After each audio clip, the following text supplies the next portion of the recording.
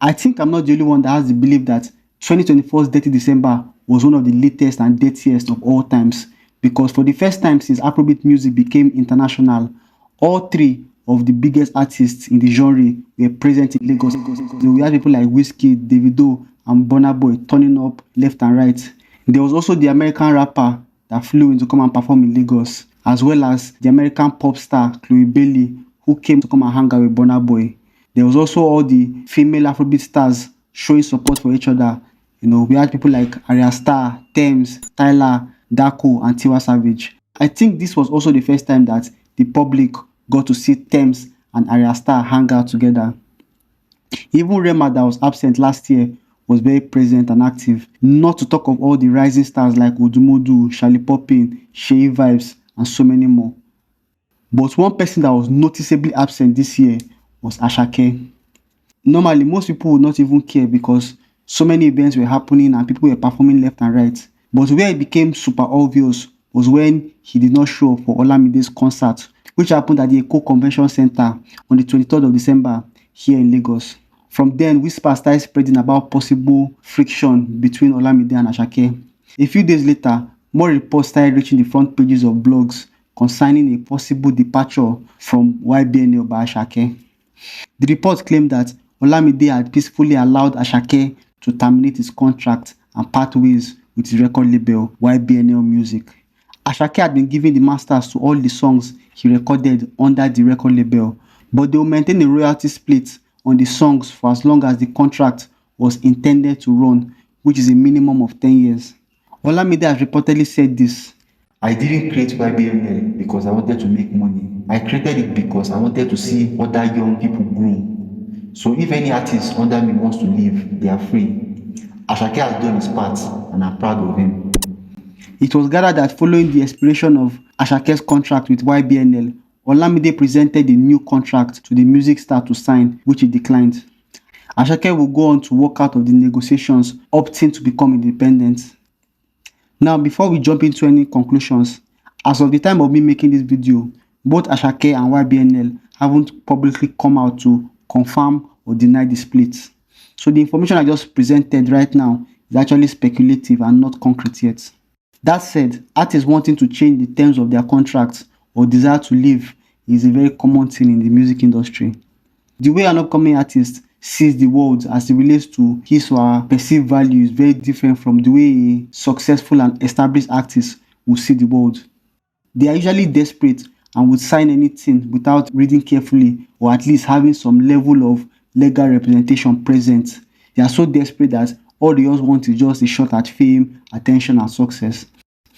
In recent times, we have seen a few artists that were signed to DAPA come out to express their desire to leave their record labels due to unfavorable terms. And these were people like Shea Vibes, Charlie Poppy, and Wiz.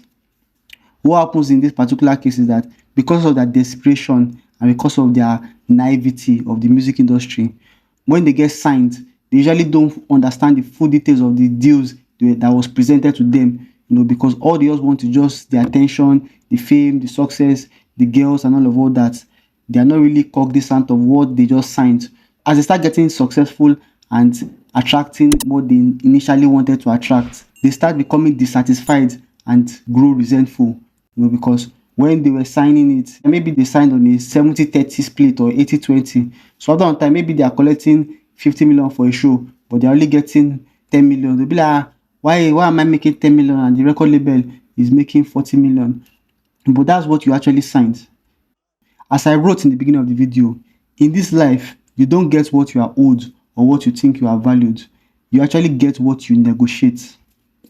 Now back to Asake. Just 2 years ago, the singer was extremely excited and grateful that he got the attention and interest of Olamide.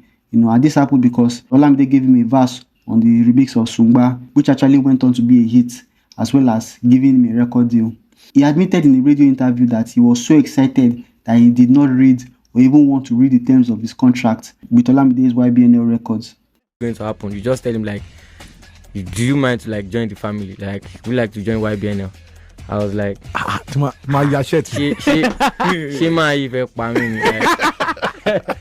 don't even know what to say at that point. I just said yes, give me like this.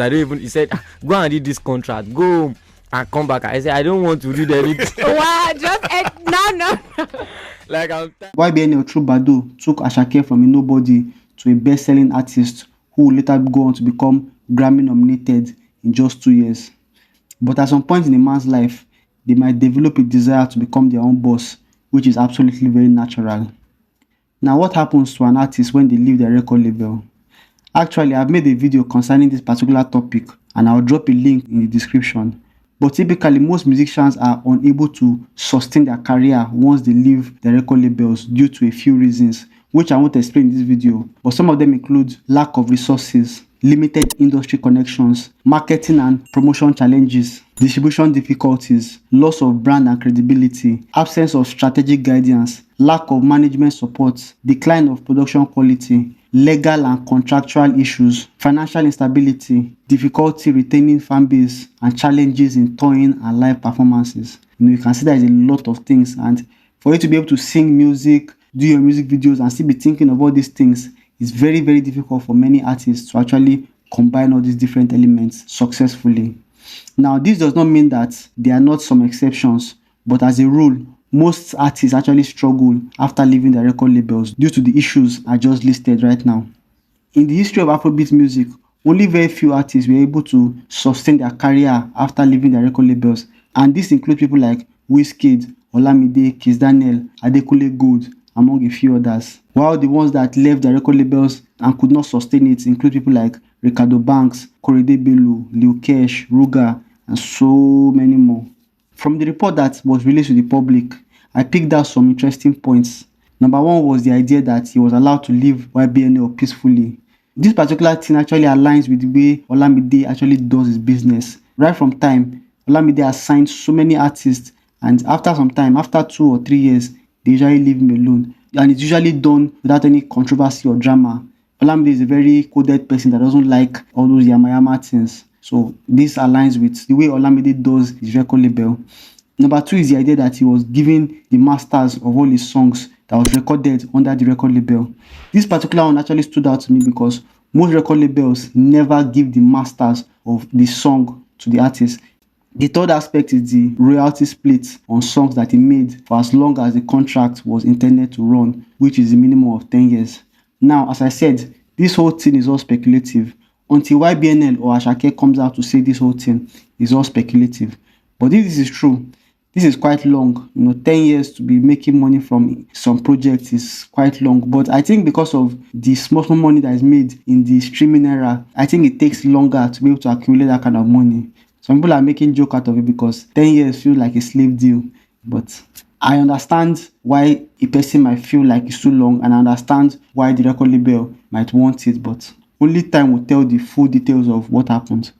All over social media, especially on Twitter, people have been criticizing Asake for leaving Olamide just 2 years after he was signed and taken to the top, because a lot of people believe that they had invested a lot in his growth and his success, and when they were about to reap it, that's when he decides to leave them. Now, that whole thing of Asake unfollowing Olamide is not confirmed. To me, I believe that this whole unfollowing thing actually happened long before now, but it's just now that people just notice, and many of these blogs are just looking for a way to just inflate the situation so that they can gain attention and engagement.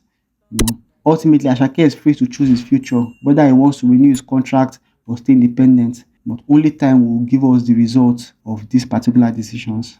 If you enjoyed what you heard in this particular video, please drop a like and a comment below. Subscribe to the channel for more content related to the psychology of pop culture. My name is Kola, and I'll see you in my next videos. Bye for now.